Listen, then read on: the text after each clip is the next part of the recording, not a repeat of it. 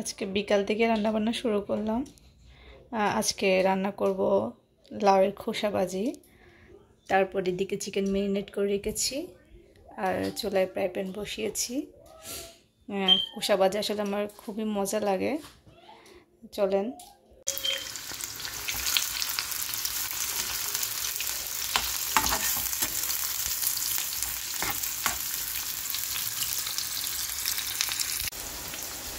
আমার পেঁয়াজটা brown colour হয়ে আসছে। আমি এখন প্রয়োজনীয় মতো মশলাগুলো দিয়ে দিব।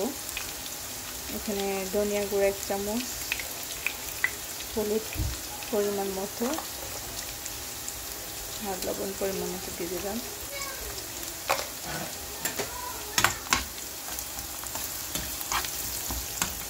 আর আমি এখানে একটু চিংড়ি মাছ অ্যাড করব। এরপর আমি কিছু ফ্রোজেন চিংড়ি মাছ অ্যাড করে দিয়েছি। তারপর একটু পরিমাণ মতো লবণ পানি দিয়ে দিব প্রপারলি খাওয়ার জন্য।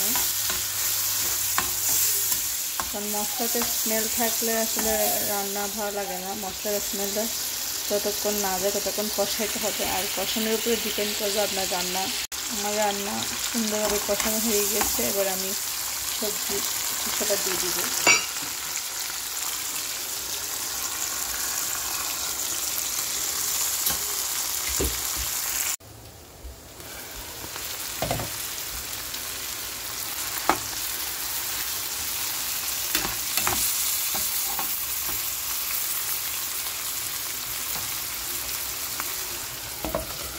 আমি আরেক পাশে বসিয়েছি ডাল দিয়ে